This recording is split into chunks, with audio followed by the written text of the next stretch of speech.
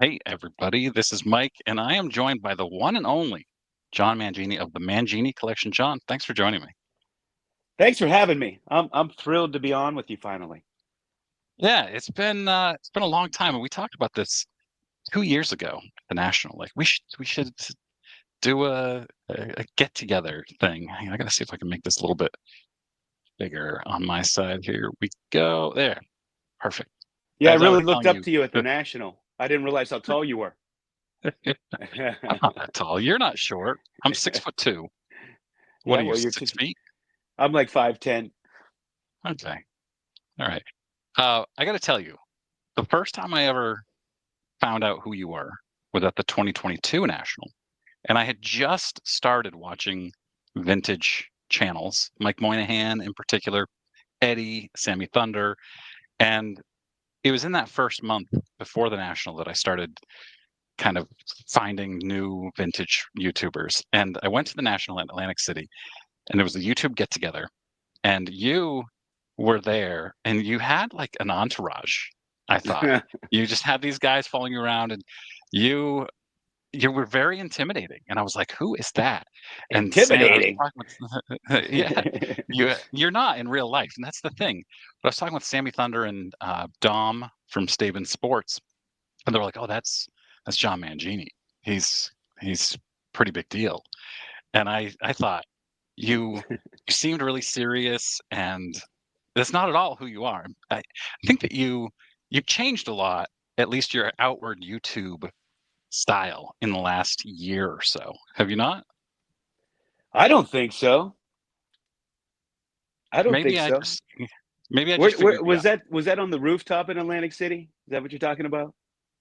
No, it was inside. I remember going up and we were at the top of a staircase.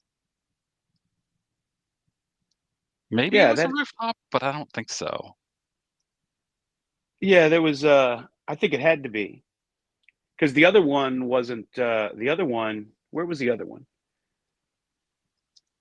I think that was Filmington and Silver Jackify's party, if I'm not mistaken.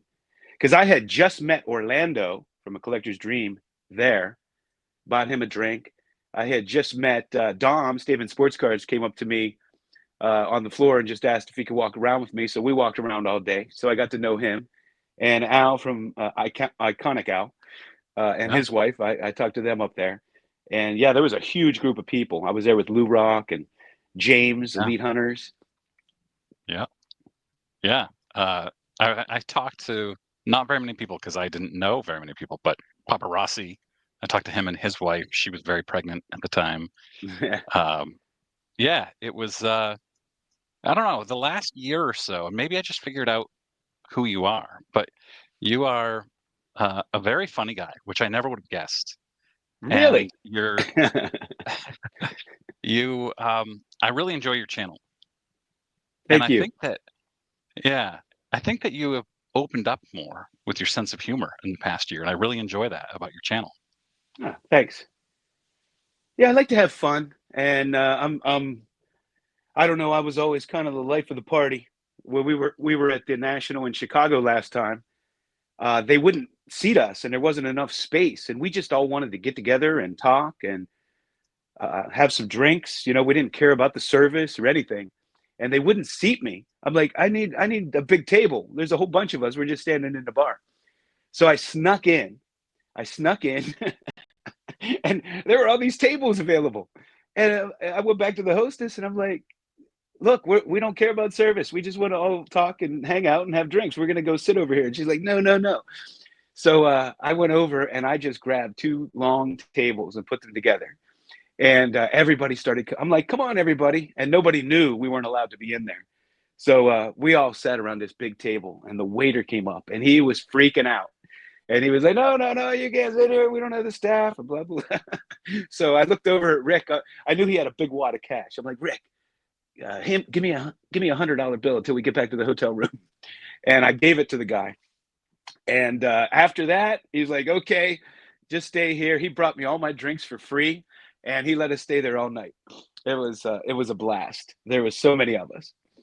That's awesome. Yeah, I love that YouTube get together. It's really the reason I go to the National. The Yeah, cards are great. the National, the show is great, but going and being with these other YouTubers and the people who comment regularly and watch regularly is insanely rewarding. Yes, it is. Yeah, absolutely. And putting a face to the name that you see all the time. Yes. Yeah. The one that I put the face to last year that was the most important was Jim Faulkner. He had been a regular commenter. I don't think he had his channel yet. Actually, I'm quite sure he didn't. I think he started it right after.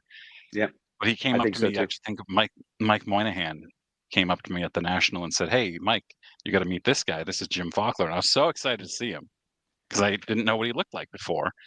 And then he started his channel and has done very well. But yeah, I love that. Love that stuff. It's so much fun. I had so many people at all the nationals really come up to me and introduce themselves. Many of them wanted to walk the floor with me and others, and get opinions on cards, and uh, just a fun time. And it's so much fun to meet everybody. I mean, that's what the YouTube sports card community is really all about, and it's just enhanced my collecting so much. Yeah. Hmm. Speaking of your channel, you have added a new character in the last, I don't know how many months it feels like. Your wife is Yeah. extremely funny, and those little skits that you do are hilarious. How did that come to be? She and I were just talking, and those are the kinds of discussions we would have. And one day I'm like, man, I should record this. So I just turned on the camera while she was talking, and that's it. It stemmed from there. Yeah, Nice. people think I know it's I have. scripted, but it's not. Early on, I just turn it on like if we were in the middle of a conversation or something. Now we will kind of come up with an idea, like a rough idea, and just go with it. Wow, that's great. I love it. I know I missed the first couple of them, but ever since I saw one and realized what it was and how funny it was, as soon as it drops, I gotta watch it. You Yeah, know, they're you know, Mike, plus they're life's too short. We have to have some fun. This hobby is supposed to be fun. Sometimes, we all take it like a job, or like it's politics, or the end of the world. It's supposed to be fun. yeah. Yeah. So what do you think? What are you talking about? YouTube or cars in general, or both are supposed to be fun? Uh, Card, well, both, but yeah, I'm talking about our hobby, the card hobby. Yeah, you've been collecting for how, how old were you when you started collecting? My mom claims she started buying me cards when I was 2 years old, and I was just fascinated with them. Now, my mother has a knack of exaggeration, so the first time I can remember was I was 5. That's the first time I remember opening a pack, and I don't remember the specific cards I got in that pack. But I can honestly say I can't remember a time I didn't collect baseball cards. So you never stopped. I took big breaks because I had to travel around a lot for work. Hmm. I traveled all over the world, and I had to go on location and get second apartments, places, uh, come home on the weekends, and so I did that. In two different stints of my life. So I essentially collected until around 1992, 3. 92 was the last cards I had at that time. Got back into it in 2001, collected for several years, and started moving around again. In like 2004, and moved from Pittsburgh to South Carolina, and then was all over the place, living in Miami, Baltimore, Cincinnati, and got back into it and settled again in 2014. And I've been doing it nonstop since then. That's sort of similar to mine, except I stopped around 94, and then I got back in for about 2 years in '03 and '04, and then I just didn't have any money until late 2020. And then I got back in, and people say, "Oh yeah, the boom got you back in." I don't remember any boom when it started. Before, I had not heard anything about the boom until I dug out my childhood collection and I started digging through it and going, "This is amazing. I need to find new cards." And then I started finding out, oh, you can't find new cards because they're not for sale anywhere. They're $2,000 for a Panini Prism box or whatever. And that's when I, started discovering vintage pretty quickly. So And you weren't a vintage collector before that? no, as a kid, I was strictly opening new packs. Okay. And Yeah, see, then I when was I had, drawn to vintage from nearly day one because we had a yeah, flea market and my friends and I would walk down there. It was like a mile through the woods because I grew up in the country, and there was a fire hall in a little town, and we had a little convenience store, and we would go there to buy our packs of cards. And then on Sundays they had this flea market, and oh my God, I just have so many. The memories are so fond for me because we could go there, and I would have all these old cards that I couldn't find anywhere else. There was no internet, there was no real. I never ran into or knew of any card shows if they were happening. So that flea market was really the only way. And then if we were lucky, we could talk one of our parents into taking us to a flea market farther away, and that I was just hooked.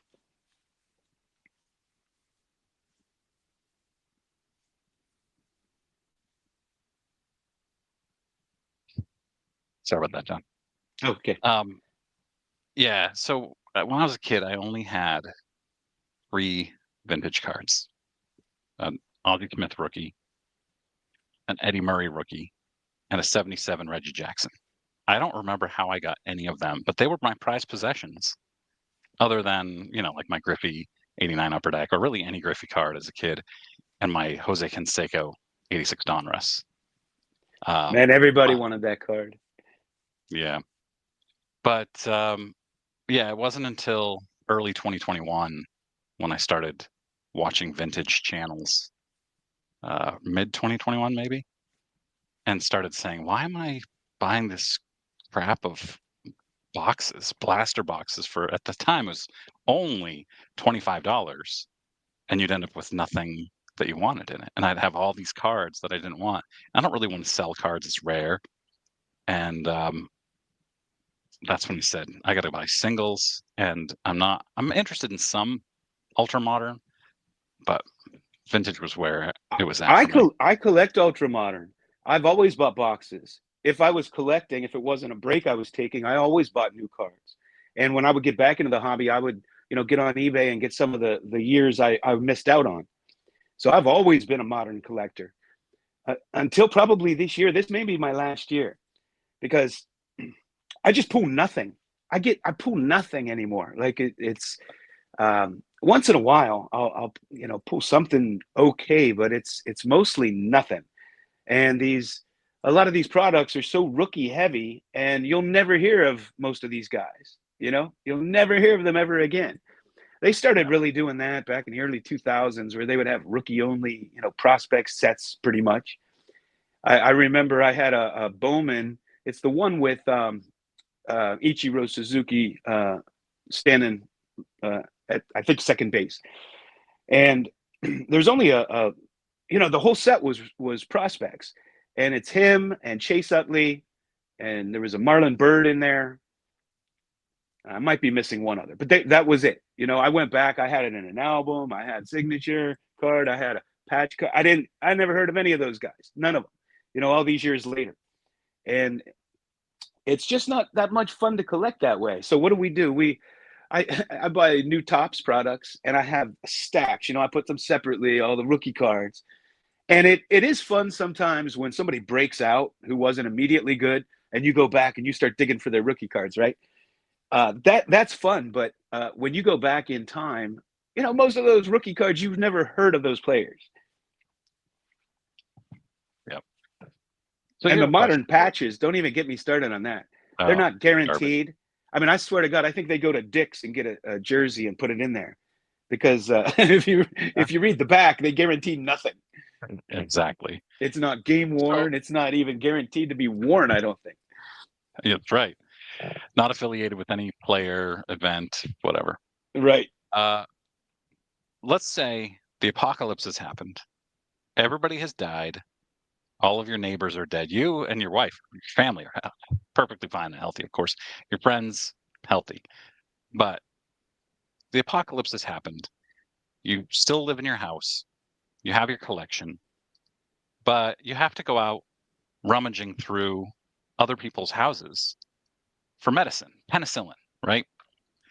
And you go into a house, cards have zero value now, but you find vintage baseball cards in somebody's house, knowing that those cards have zero value now.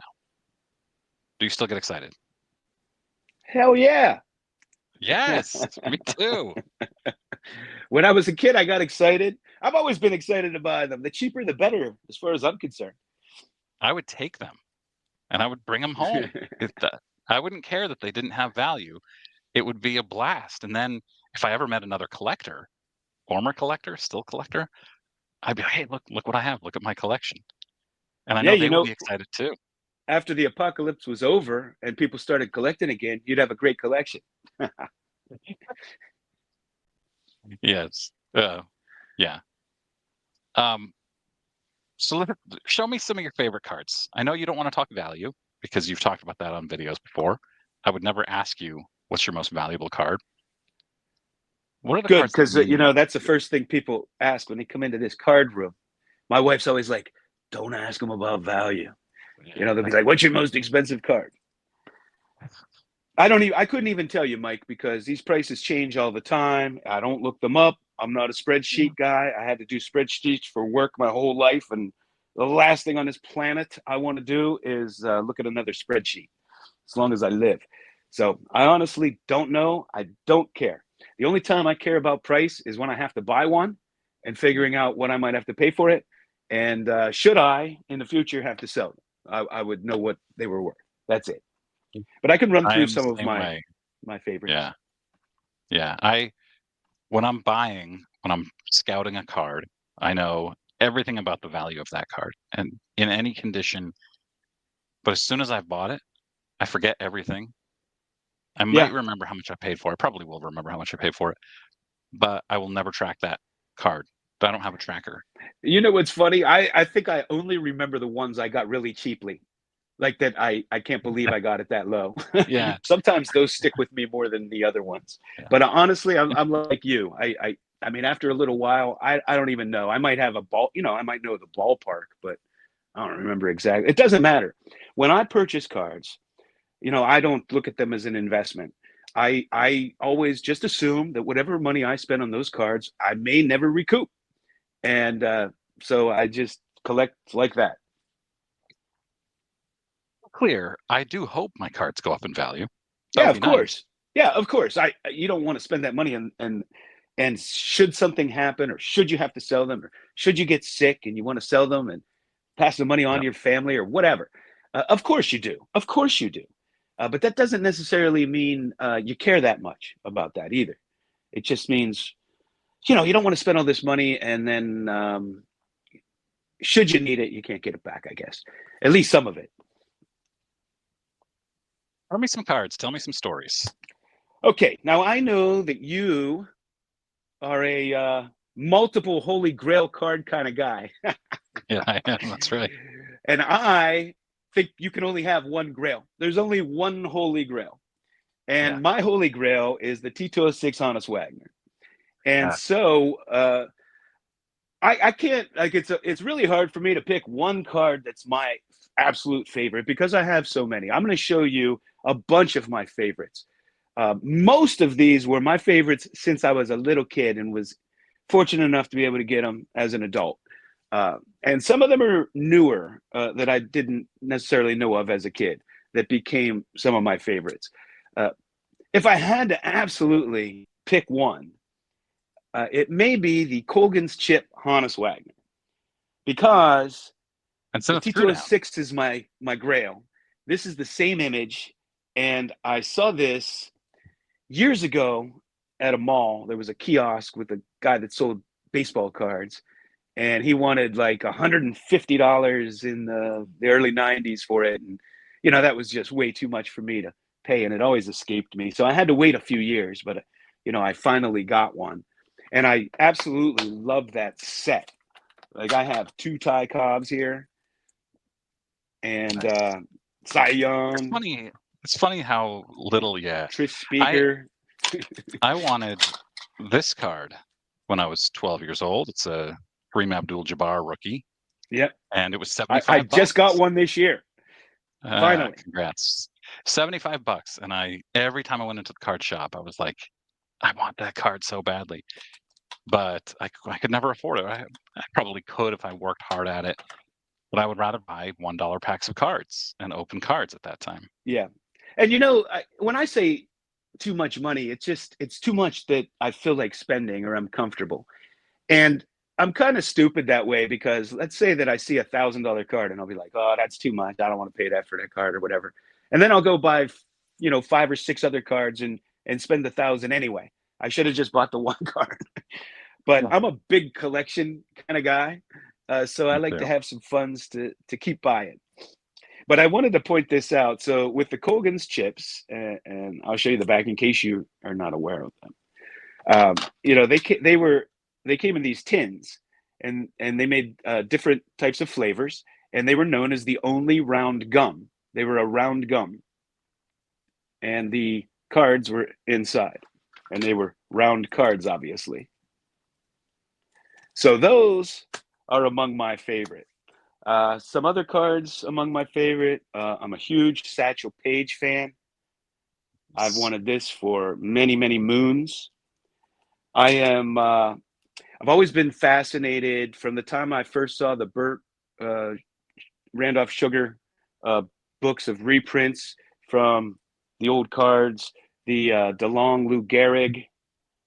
Yeah. That was always on my list. The Tattoo Orbit Dizzy Dean. Just love this card. Oh, yeah. The I don't think I've ever seen that card. No, I love the I don't Tattoo think so. Orbit set. The Yep. 38 Gaudy 38 set. Gaudy. First time I saw this card, I fell in love with it. The 1932 Abdullah and Company overseas issue of Babe Ruth. Yeah. And Yep. the 1926 Spalding. This has an interesting story. So the 26 Spalding, this set was virtually unknown of until 1990 when there was a find of these. And these were issued by Spalding, and you could trade these cards in to get this coupon, and it was 10 cents for sporting goods. And I think that's why these cards are so rare, is because, back then, I would imagine, if you could get a glove or a ball or a bat, that was probably, if you didn't have a lot of money, that was probably more important to the kids than the cards. So you had those. A Grail. Oh, I said it. You had me say it. A dream card of mine from my childhood was the Post Cereal 1960 Mickey Mantle. These were on the back of Post Cereal boxes. It's huge. That was a big grail of mine. I said it again. You have me doing it. I wanted these for the longest time. These are interesting. These are 1935 Rice Sticks, and Rice Sticks was a shirt, and they were out of St. Louis. They were like a dry goods company in the 1800s, and they eventually got into clothing, and they made a shirt. It was like a Dizzy Dean shirt, and you got these cards with the shirt. So kind of a unique set there. This is one of those cards and a set that became a dream set for me. This is the only set I know from El Salvador, and these are the 1928 Tabacalera. This is John McGraw. So they colored in the images here, and they are vibrant. They had multi-sport subjects. I have some other ones, but this one here is the only one ever graded of John McGraw. You can see it's just so dynamic. And of course, man, one of the players I really wanted so much was Martin Dehigo. He's such a legend. Not everybody knows about him. He's a legend in Cuba. Yeah. He's the only player in 5 different Hall of Fames. He played every position, was a fantastic pitcher and hitter, and faced Satchel Paige twice in his career and beat him both times. This is a 1945-46 Carmelo Deportivo of him. Cuban card, and this is the more rare following year issue. It's the same image, but it's a full image. I was gonna say, yeah. Another, excuse me, another set I was always fascinated with, Burke Ross. And this Jackie Robinson Ooh, pose is just like my favorite. yeah, that's beauty. Another card I was always fascinated with was in 1967, Roger Maris here was with the Cards. But before he got traded to the Cardinals, he was with the Yankees still, and Topps made salesman samples of his card, and a few of them left Topps. Mm-hmm. Now, in the old days, they only graded these authentic. But more recently, they started putting numbers on them, probably because PSA is in the selling business now. Yep. So these were, cut out by Topps, and it's shows them with the Yankees. So what they did was they had to change the name after he got traded. So I actually have a video coming out about low pop versus high pop. Anyways, it's a whole video. But do you seek out low pop cards because they're low pop? Yes, well, I seek rare cards, organically rare cards, and Right. you know, before Pop Reports, we had an idea. Like we all knew rare sets, right? We Sure. didn't know exactly. So since we have Pop Reports today, it's a big help because now we do know. Some cards ended up not being as rare as we once thought, like the 54 Ted Williams, for instance, Bowman, and the one of the Boog Powell Top Super was thought to be rare, still more scarce than others, but nowhere near as rare as we thought.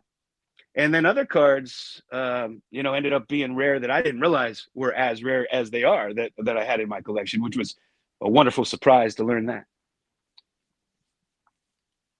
Give me an example. Like the W554 oversized cutout cards. These, Got it right there. as an example, Yep. they have the same images as the 1929 cash-in, but we never realized how scarce these things were. They're oversized, so not everybody was into them, but they're really pretty scarce, and there are different versions. They're like really scarce ad backs and different versions with the wording down here. But that's just one example. And there's lots of cutout cards from the 1920s that are super silly low pop, and they're scarce or rare because you don't see them, right? I've always been drawn, and I was on Dr. Beckett's podcast, and we had this discussion because he's the same way. After you've been collecting vintage for a long time, the cards I'm drawn to are the ones I've never seen before, and I've always been that way since I was a little kid. If it was a card I never saw before, I wanted it. And you want to start a museum because you have one of almost every set. How many sets are you missing? I don't know. I haven't fully checklisted it. It gets complicated because there are so many regional issues. There are so many oversized issues. What is or isn't a card? But it's a lifelong goal to try to get one card from every vintage card set at least. And, it's something that'll probably never be achieved, but it sure is fun to try. Yeah. Do you think you'll ever open a museum? Probably not now. The theft has just gotten too scary for me. I worry about my cards. I'm more likely to do something on my own property that I could keep an eye on and have some sort of a card retreat area just for people I know. Yeah, that's what I want. Like I've got this little corner of my basement that's it's a mess. This is where I work, and I had to, as you know, but not everybody else knows why I have this different angle. My laptop wasn't working as it normally would, so I'm in this, and I'm hoping to get into an office. But I was close. I thought it was going to happen, but an office here in my house, freeing up a bedroom, but it's longer than I expected. Now, what I want is, like you said, a retreat where I can put a couch in. I would have my desk in there for work still, but have a collection all over the walls in the closet, and people could come in, open a pack, sign the guest list, guest album, whatever it's called, and sit and look at cards, open cards. That's the dream. Yeah, the retreat for me is kind of like a complex. So a house out in the country with a lot of property and some sort of a building in the back of the property that houses like the card museum, maybe a tiny house or two for guests out there, a wiffle ball field, uh, Oh, a big patio so that people, my friends can come and we just have a retreat and sit out there and cook out, have a few drinks and play sounds some amazing. games and yeah, just that kind of thing. That sounds amazing. Kind of Uh, like how when many? we get an Airbnb at the National, it feels like that because we're all ripping packs from the 80s and 90s and new packs too. We're ripping them there. We're trading. Some people are selling, and we're sitting out at this wonderful Airbnb, and there's a fire pit, and we have somebody grilling out, and we're playing wiffle ball in the backyard. Like so much fun. Awesome. I had notes. I had a list of things I wanted to talk to you about, but then in my frantic thing where I had to run upstairs and try connecting upstairs, I left it on my table upstairs. So now I'm flying blind. Any other favorite cards you wanted to show? Yeah, I like to collect cards with a story. Let me Me share a too. couple. So this is Ollie Pickering from the T206 set. Nothing fancy as far as a card goes. It's Ollie Pickering. Most people would just, pass him by or take a glance at it. But uh, Mhm. when he was playing in the Western League, one day he went 7 for 7. Not a single ball left the infield. And that is where the media coined the term Western Leaguer. And I wanted to share Sock Siebold and his story. This is a rare set. This is the 1903 Brush and Williams set, and this is Sock Siebold. Now, Sox here was at the end of his career playing for Connie Mack and the Philadelphia Athletics, and he had injured himself, and he was at the end of his career. And Connie Mack was rebuilding the team with young players, and Connie went to him and said, "I need you to go to South Carolina and get a young player. He keeps running home from Philadelphia. He didn't like the city living." So Ollie here got on a train, went down to Greenville, South Carolina, found the player, got him on the train. They had dinner. They went to their berths for the night. And when he woke up in the morning, the player had jumped off the train and went back to Greenville, South Carolina. So he had to go back to Greenville again and bring him back. So if it wasn't for Sock Siebold here, we may never know the name Shoeless Joe Jackson. That is a great story. Fascinating. Yeah, I How like many to cards do you collect have, John? players and a lot of them nobody ever heard of. Like I have Jack Taylor from the 1906 fan craze, and he holds the all-time record and it'll never be broken. Um, with he pitched, I can't remember the exact number. It was something like 187 consecutive complete games, and I might Mm, be off on that number, but it was a lot. And Matt Kilroy, who back in the 1800s had over 500 strikeouts in a single season. Players like that. I remember when Randy Johnson had what, 373, and that was outrageously high. I'm saying in a single season. Oh yeah. Yeah, Sorry. Yeah, yeah, I was thinking game. yeah. So how many cards would you say you have? A million, 2 million? No, I don't have in the millions. I don't know. I always tell everybody I have around 100,000, but all my friends and everybody that visits say I have way more than that. Yeah, I I, I don't your have them counted. your tour you did. I'm I don't sorry. know, a couple weeks ago. The tour you did a couple weeks ago made me think that you had a lot more. Yeah, it's possible. I never counted them. Are you still? Am I having Wi-Fi issues again? You're breaking up just a little bit, but I can hear you. Mm. StreamYard. I told you before, I spend all day long on video calls, all day, no issues ever. But when I log into StreamYard, tons of issues. Yeah, it's how it works out sometimes. Let me show you this. Yeah. This is cool. This is the only vintage set I know like this. This is a 1930 36 Overland Candy, and the card was the wrapper. So this is Jimmy Fox. These are super rare and super hard to find in full form. Most of them are cut because you had to cut them open to get the candy out. So you'll always find them in pour 1.5, whatever, because they're cut. So, you know, grading them's kind of silly, but super, super tough set. Super, super Really tough cool. set. And especially fun. And So this is the envelope, and it was filled with candy. And so whoever had this had to be, you know, a collector or a fan, because they like barely touched the corner to get the candy out to keep this thing. And I'm just so fortunate all these years later, whoever that was, I appreciate you that I could get that. Were they all? Was Jimmy Fox on all of them? No. There no multiple players. So Lefty Grove. Okay. I have a couple others. Who do I have? I'm drawing a little bit of a blank. I think I have Phil Cavaretta. I have one other one. I think I have three of them. But that's the biggest name. Were you? I think there's already a really baseball rare fan? Joe DiMaggio in that set too, if I'm not mistaken. Were you already a baseball fan when you started collecting as a kid?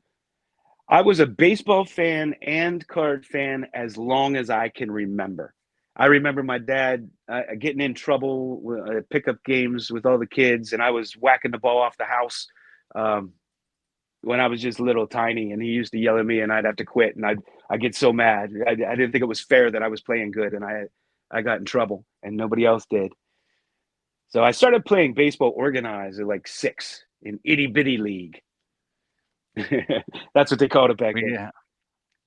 We planted a tree in our front yard when I was a toddler, and by the time I was probably 5 or 6, it had grown enough that it was now second base.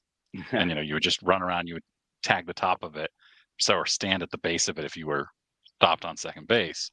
Third base was the front steps. First base was we'd just dig it out in the sand at the road, and home plate was on the driveway. And that just, I was 5 or 6. I know we moved out of that house when I was 7. So, yeah, great memories. Yeah, they are. We'll talk about current state of YouTube. You and I both did a reaction video to Jeff Wilson's. Yeah. Jeff Wilson doesn't affect my collection. Doesn't affect the way No. I collect in any way. Do you feel like he has any impact on yours? Well, not on my. Yes, I do.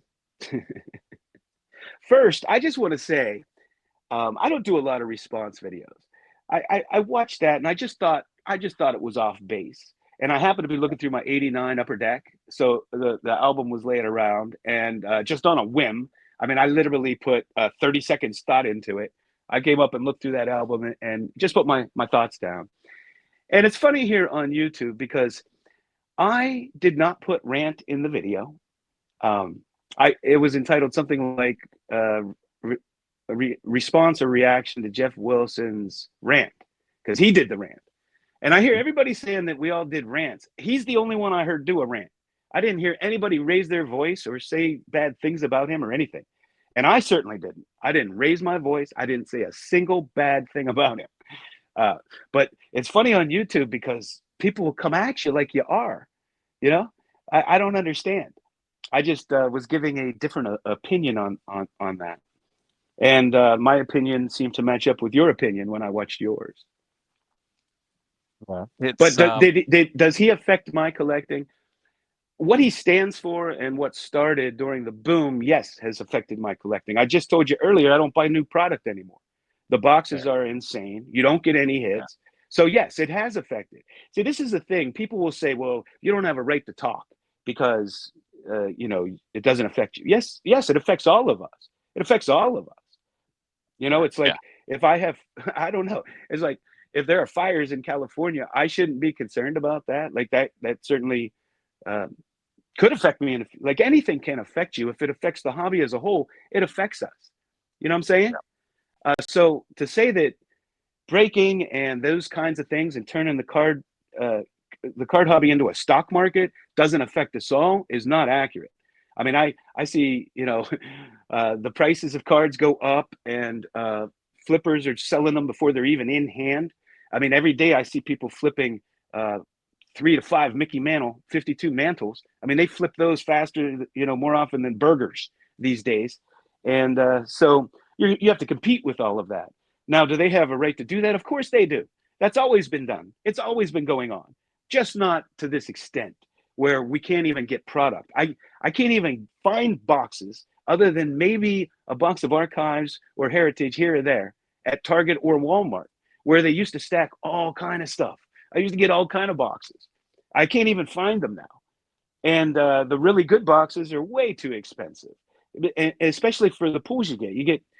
It's not like in the early 2000s, I would get so many great pools, a Hannes Wagner back card, Mickey Mantle jersey, Jackie Robinson back, Clemente jersey. I don't get those kind of pools. Now I get people I never heard of and maybe never will, especially in football.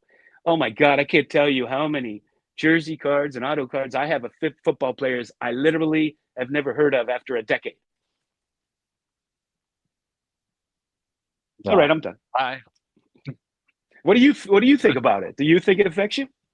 No, well, you've swayed Am I me off base? because no, you've swayed me. I think you make some great points there. Uh, but I just hope he stays out of vintage, because if he goes into vintage, and he has a little bit with buying on card. He always says on card vintage autos. All vintage autos are on card, right? I mean, there's no sticker autos on a 68 Nolan Ryan, probably. Right.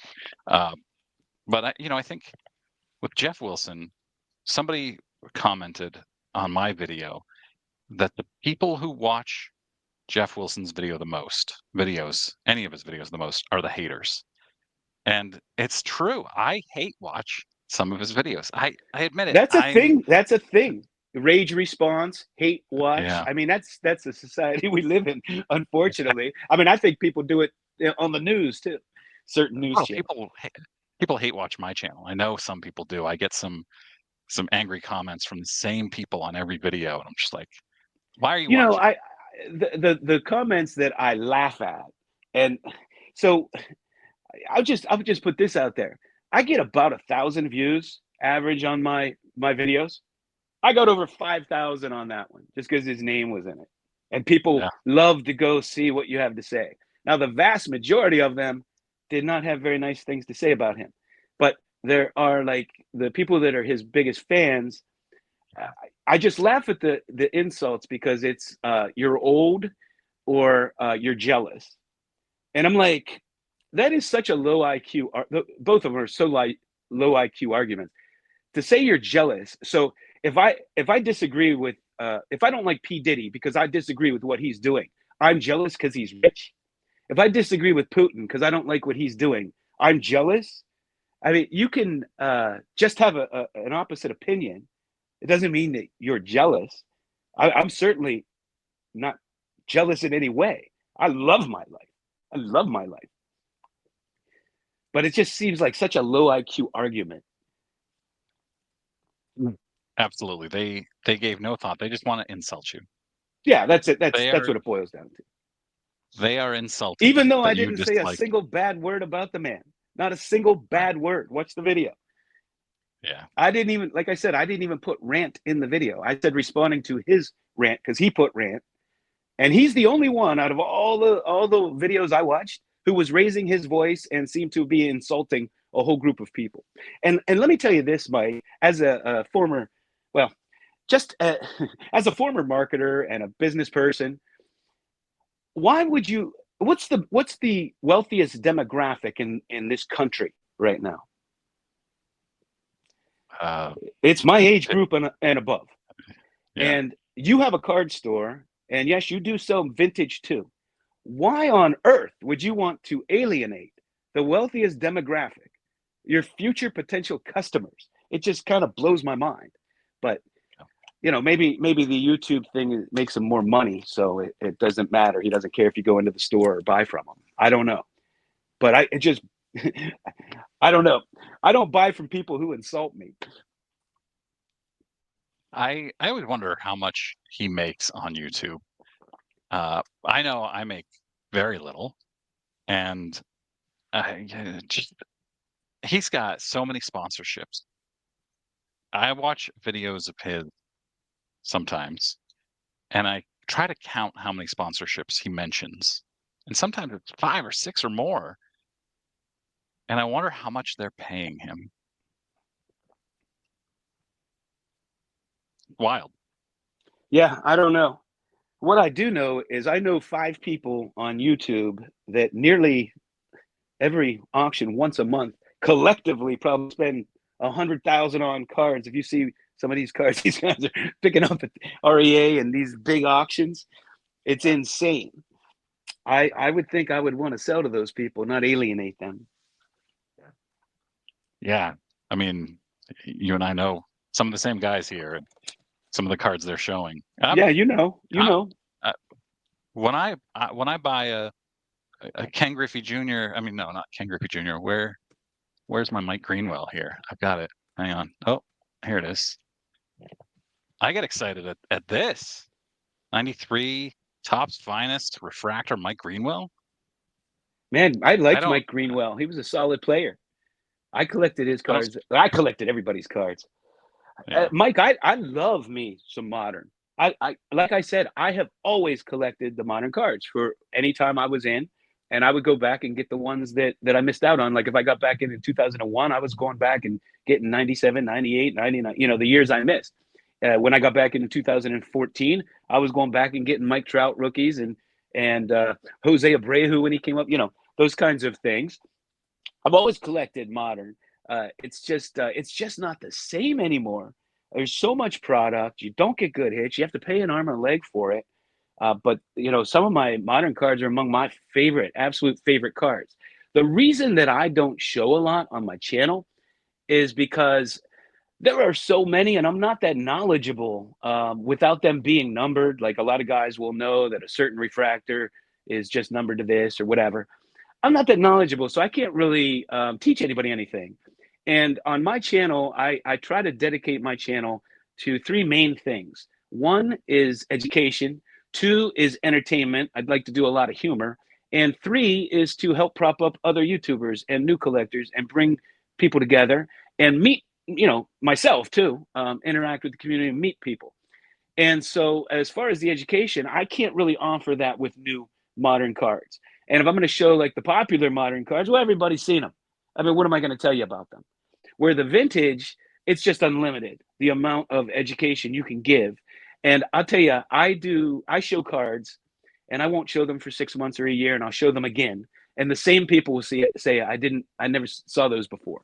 And I know they commented that comment, 6 months or a year ago. Because these things are so obscure and you just don't see them every day. And even if you see them more than once, you might not remember seeing them, before. Reminded me, you wanting to educate people. What happened to your newsletter? I loved your newsletter. It's just a good question. There was well, I You don't can really want to blame get Heather. into all the details, but the person I was doing it with ran into something, and I really didn't want to bother him with doing it, and then it just kind of fell by the wayside. But It's a it's bummer. still up. I still have a number of issues. The one that I did on the 47 Bond Bread, I am super proud of. It is a deep dive because those cards are so miscategorized, mistaken. PSA won't even grade them anymore. It's like people just don't know the history of them. And I do a very deep dive and explain that. Oh, I don't know if you read that one. Oh, I did. I read all of them. Yeah. Um, I I know a lot about post-war vintage. I don't know everything. I'm far from everything. I'm not an expert. None of us do. But pre-war, and I guess I would count Bond Bread as it is post-war because it's 47. But I always think 48 is where you start with post-war. But anyway, I knew nothing about Bond Bread. And really anything before 48, I know very little about. Well, why do you say 48? Because that's when the main manufacturers started. Right. And that's how everybody feels. That's why the Bond bread set is so important to the hobby. Yeah. Because the I have Alexa talking to me for some reason.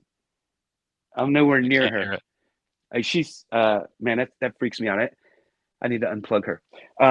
Yeah, that's it. It's a significant set because you had the MP and Company cards in 43 and 49, and those were quirky little. I love them, but they're quirky little cartoon kind of things.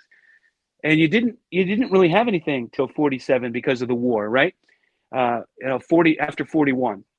So that makes it a very important set, and for everybody to get it wrong and write it off because the square corners are actual cards too. They are not bond bread. They packages of came in boxes of 12 with an opening, and I go through all this in my newsletter.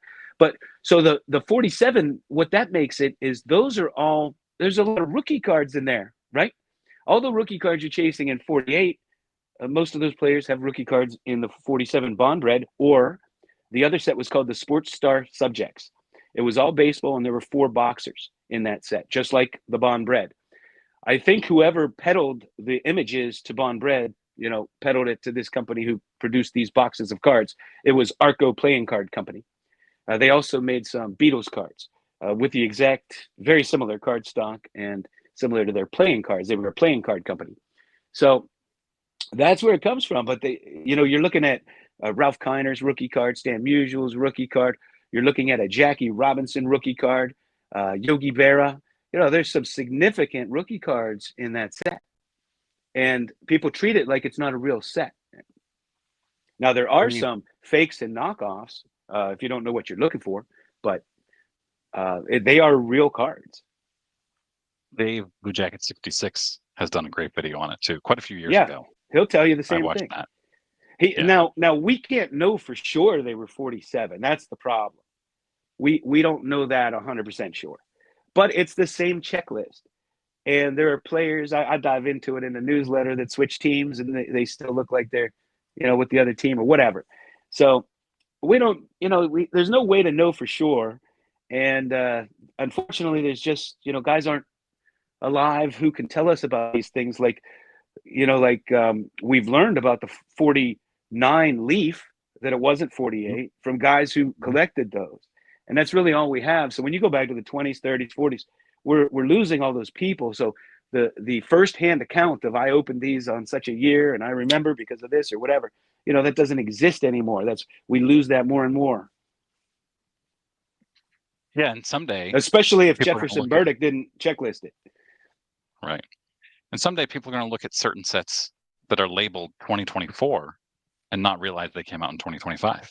Yeah, right. Or that one tennis set came out 2 years later. Right. I was just going to mention that. Yeah, I bought Yeah. some, and when they showed up, I thought they were for whatever year it was, and they came, and I'm looking, they were 2 years prior. I'm like, what the heck? Yeah, I was so confused. Topps has a new tennis set coming out. I don't remember what it's called, but I'll buy it. I love tennis. Yeah, that's a thing. I collect all sports, all sports. I have Yeah. a big vintage golf collection. Like I had this actually to show you. The what's considered Oh, a rookie card of Bobby Jones, and yeah. old Tom Morris. The Bobby Jones is on my list, my top 100 list. Yeah, I have a bunch of his cards. That's Old Tom that's the one. Morris here. I don't know if you know the story, but he was so dominating of a golfer because he was a phenomenal putter. So all the players, they got together and they said, it's not fair because he's such a better putter than all the rest of us. So they made the hole bigger. And that is why the golf hole is the size it is today. But the problem is that he was such a great putter. When they made the hole bigger, he beat them worse because it just made him a better putter. Great story. Well, we've gone 55 minutes. This has been amazing. It feels like it's been 10 minutes. Anything else you want to add? Not really. I could show cards all night. Yeah. Not really. I really appreciate. Well, you know what? I'll show one more thing. So I Yeah. showed you the Jackie Robinson. This is the 51. I'm sorry, 52, 52. Yep. and this is the 51 Burke Ross set. Yeah. Yeah. And actually, I was talking about the Bond Bread. They used a lot of the same images, by the way. But this is cool because this is what these Burke Ross. This is what the 51s came in. The smaller ones, the smaller square ones. Ah, They came in a box like this, and the I cards don't were think I've ever stacked in seen here, that. and you could see the front of each of those. So the Sports Star Subjects cards, the square Bond Bread cards, came in a similar box, except it was just a box of cards. It wasn't double like this, and it had an opening in the front. And same deal because this was common back then, and they would sell these things at arcades and stuff like that. I think probably even maybe certain department stores. I don't know, 5 and 10. I don't know all the stores they sold them in, but that's routinely how they would sell them. Really interesting. I love to get the I packaging. yeah. I wish I could get more vintage boxes. I love the boxes, but I'll stick with wrappers because I can put the wrappers on a hard, not I guess it is cardboard. Put it in a binder sleeve, and then have, Yep, I don't know how many I can fit in, 50 in a binder. And that just, it's history. dude, I'm such a weirdo when it comes to that. I would save like the box and the wrappers, and if there was a checklist in there or whatever. I have a box stacked like this with my wrappers from like 1981 through 83. I still have them all. Just a box stacked, and I would put binders together with sets, and I would put a wrapper in the front, in a 8 by 10 page, and then follow it with the rookie cards, and then the rest of the set, that kind of thing, or a special card. And I still have sets in binders like that. But at one time I had a lot more. So I had taken all but my like 78 on, and I put them in individual holders. I didn't want them all at risk in binders. I just feel like they're a little safer in uh, full holders, individual holders. It's awesome. I want one wrapper from every year up to, I don't know, 2000 maybe. I haven't quite decided yet. I'll show you a Maybe cool one. yeah, I have some that are from the last 5 years, and I just haven't decided if I want to collect every year, every set. It's a little bit This is much. from the Oh, Diamond Stars hang on. set. Whoa. It's such a cool wrapper, and you could see Yeah. like it's like see through. Yeah. It's not. That's awesome. It's very see through. It's such a great wrapper. I mean, that's like a piece of Americana art right there. Yes, exactly. And that's what Wow. I collect. I collect sports and history, and these athletes are part of that history. And you probably struggle with this because I think we all do, is we collect human beings, and human beings are not perfect. Some of them are very flawed. And so I've always struggled with like having a card of like OJ Simpson or certain players throughout history. And so in order to cope, I just collect the history and the sports, and I just put the individual person completely out of it. OJ Simpson's the only guy to rush for 2,000 yards in a 14-game season. It was unbelievable when he did it. Unbelievable at the time. One of the greatest running backs of all time. Grew up worshiping him. So I don't collect OJ Simpson, the person, in my mind. I'm collecting the player. I was a huge Antonio Brown fan with my Steelers. And, after Yeah. he lost his mind, I have all these autographed Yeah. rookie cards and patches. I have an autographed helmet over there. And, I was collecting them in a big way. And I'm like, oh my God, like it wasn't as exciting after he seemed to have a mental breakdown or just lost his mind, whatever. He, he, I think it was that Jefferson, that not Jefferson, that Burdick hit. Perfect hit. I'm Perfect. Yeah. confusing him with Jefferson Burdick. Jefferson Burdick. That Yeah. perfect hit. Really, after that, he started acting up and stuff. Um, but I still cherish those cards. He was a phenomenal wide receiver for us. While he was still playing for us, do you know he held 15 all-time records? That doesn't surprise me. He was Yeah, just unbelievable. a unbelievable receiver. So that's what I mean by that. I don't want to get to know them as people. That will just ruin it Yeah. in many cases. I mean, Yes. some players, but conversely, sometimes I've met players who are just such awesome people, and I want to collect them more because I do, I did admire our interaction or whatever. So that happens, and some people may be so egregious that no, maybe I won't collect them at all. But I try to separate that because it's really the I, history of the game, of the games, of the sports.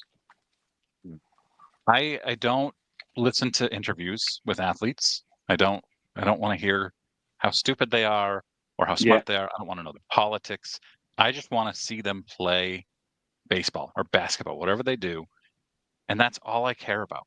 And I so hear you. when I I've say, heard some players I admire say the most outrageous stuff, and I'm like, I don't even need to hear these interviews. I don't want to know. right, I don't want to know.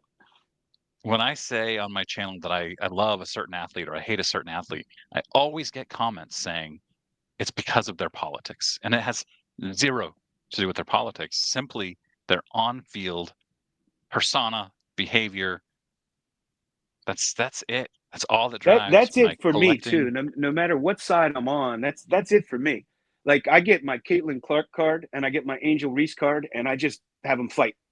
You know, like they're little I dolls. But they're I part of had an Angel history. Reese. Like this whole Yeah, fight, I find it absurd that they fight like this. However, it's part of history. It's part of sports history, and it's kind of what makes it so exciting right now. yeah. I did buy a blaster of WNBA Prism and pulled a Caitlin Clark rookie base and a Angel Reese, I don't know, fracked ice rookie. And I thought, wow, this Angel Reese must be worth a lot. No, at the time, this was months ago, the Angel Reese was worth $5, and the Is Caitlin that Clark right? base prism was worth 40. I didn't realize it was that low. Yeah, but it was just the base, ungraded. But I just put them both in my collection. I'm not interested in grading either of them or selling them. But it's Yeah, but I for me, I want to have all the greatest athletes represented. From every sport. I have Olympic cards. I mean, why wouldn't I not want Simone Biles, for example? have So Simone I have Biles. them all. Swimming cards. I even have a bowling card. I have Bobby Fischer card. Now, Bobby Fischer Yeah, is one that's of those awesome. guys that lost his mind, and I don't Yeah, necessarily agree with his ideals or anything like that. But one of the just I mean, what a monumental historical figure he was. You know, so I wanted his yeah, card. yeah. That's the whole nature of my top 100 list is the best cards of the best athletes in all sports. Yeah, And and go ahead. I'm not one to get into goat debates or to even believe there is a goat, because there are, I mean, so many great athletes that bring different things to the table, and oftentimes they didn't even play the same position. So how could you compare one? Like, how do you compare Kareem Abdul-Jabbar to Michael Jordan, for instance? They didn't even play the same position, and there are players like Ty Cobb and Babe Ruth. Like, they're completely different types of players, but I certainly want them both. I really don't care who people think was the GOAT, Um, it was probably Babe Ruth, but who cares? I want them both. They were both great in their own way. Like, you didn't see Babe Ruth stealing the bases that Ty Cobb stole, and you didn't see Ty Cobb hitting the home runs that Babe hit. However, in the early dead ball era, nobody was hitting home runs like Babe Ruth. They changed the ball in 1920. Before that, it was a wooden centered ball that didn't go anywhere. And, people like to rewrite history and talk smack on the old players. I hear people all the time make comments on my post or something if I show a home run Baker card. They'll be like, oh, he only hit this many home runs because all they're looking at are stats. And I'm trying to explain everybody hit that many home runs back then. The reason he got it, they're like, he only got his nickname because he played well in the World Series. That's not true. He won the home run title 4 years in a row. It's just back then you didn't have to hit 50 to win the home run title. You only had to win, 12 or maybe 9. That's just the way it was. Nobody hit 30. So for his time, yes, he was a good home run hitter. Probably wasn't the best of the era. I wouldn't say that, but he was a good home run hitter and led the league 4 years in a row. Well, let's wrap this up because I've got stuff I've got to do, but I could Okay. talk all night. Hey, I appreciate you having me on. I've been wanting to come on and chat with you. No, I appreciate you joining me. This was awesome, and I know we'll see each other at the national. For sure. I'm Yeah, all booked. I'm. Yeah, me too. Actually, my hotel was canceled last week. I was in Really? New York Why? City walking down the street, and I got an alert from Expedia that my hotel was closed. They shut Oh. down, Is it and near the so I convention called. center? Is that going to affect other people? No, no, it's a No. 15-minute drive. I Uber in. I save a ton of money, and then just Uber in once a day. Um, so I called Expedia, and they said, "Oh, we can book you in the hotel that's right next to that one, and they'll pay the difference." And I was like, "Okay, great, do it." But I was really worried because I know how packed the area is. But thankfully, because I don't stay close, Yeah, it's I, no I big do deal. stay close with my friend Rick, but honestly, I could stay anywhere because I go in the morning and I never see my room again until I'm going to bed. I mean, there's just functions, walking the floor. Yep. Last year at the National, I mean, I could not go very long without running into somebody and talking to somebody for 20 minutes, a half an hour. I walk a little bit, 5 more minutes, run into somebody, uh, you know, have a bite to eat with them, buy them a drink or whatever. And Yep. it's just nonstop. So I Yeah. go, I'm there for the day, might go have lunch or something, come back. But honestly, I'm never in my room. It's like when I go to Vegas. All right, John. Thank you very much for coming on. I appreciate it. Thank you, Mike. I appreciate it. All right.